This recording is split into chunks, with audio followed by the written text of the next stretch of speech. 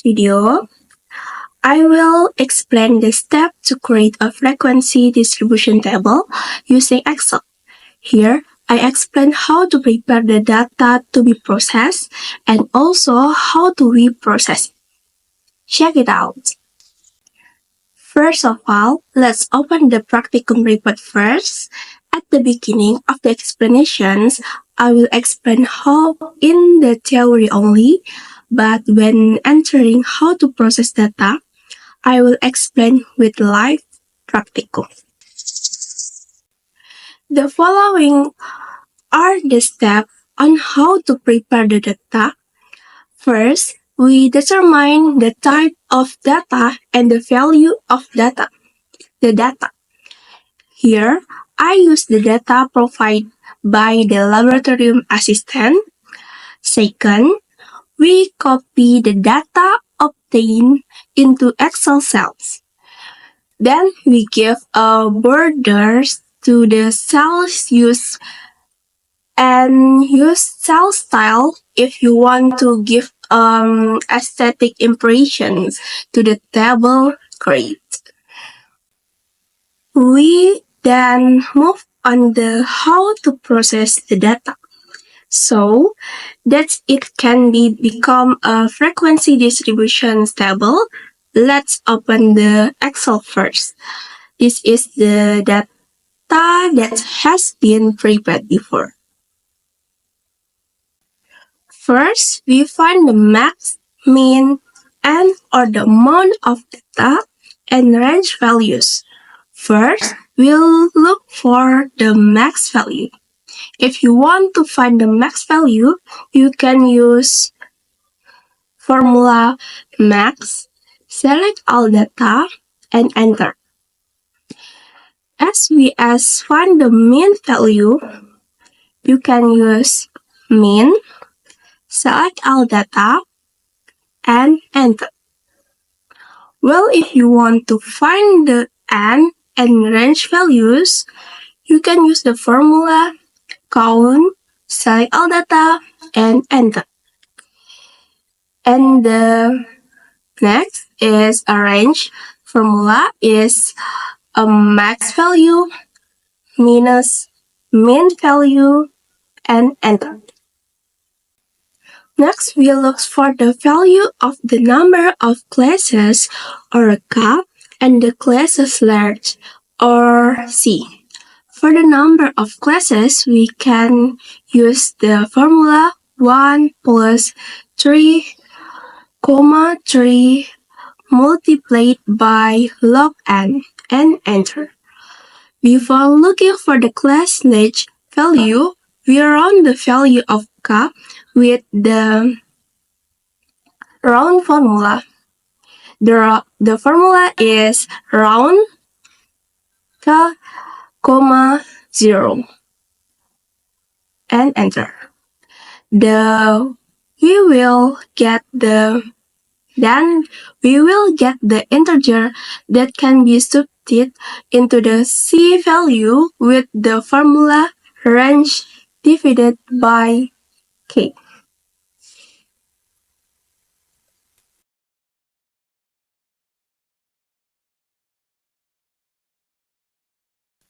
After getting all the necessary base values, we move on to creating the frequency distribution table. The value needed the frequency distribution table are upper and lower limit values, frequency values, relative frequency values, cumulative values less than, and cumulative values more than. To find the lower limit value, you can use the formula mean, while the upper limit, you can use lower limit plus C plus effort and enter.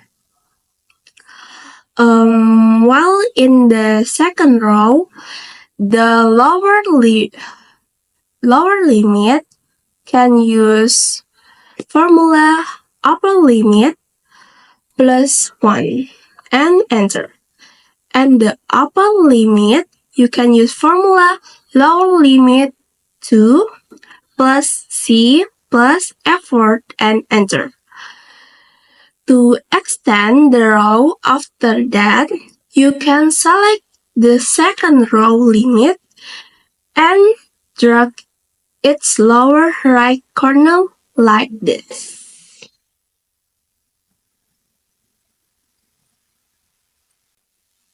After getting the limit value, we can process to find the frequency value.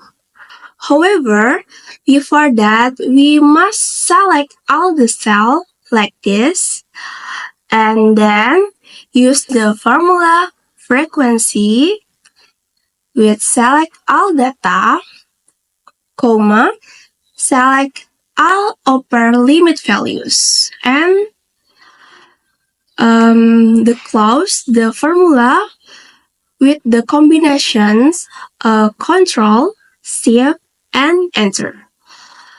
After that, we find the cumulative value with the sum formula like this.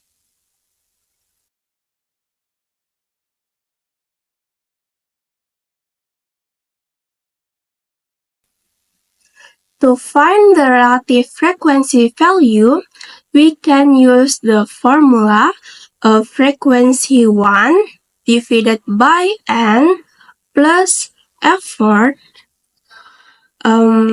plus multiplied by 100 and enter. The same as before the continue the table can be by pulling the right bottom corner of the cell. Next, we'll look for the cumulative frequency value less than with the formula frequency 1 and enter. While the second row, we can use formula the first row plus frequency 2 and enter. Then continue by pulling the right corner of the cell.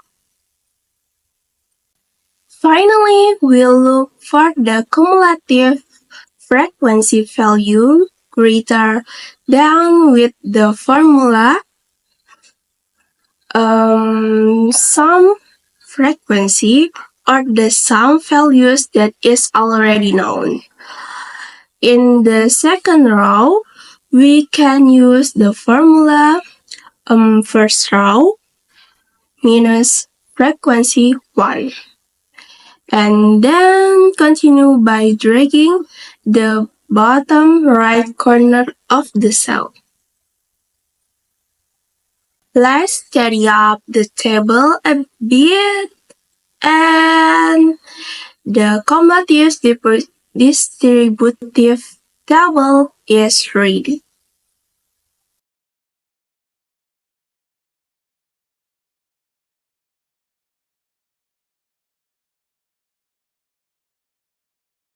That's all the explanation of my practicum report. Hopefully it can be understood and useful. Wassalamualaikum warahmatullahi wabarakatuh.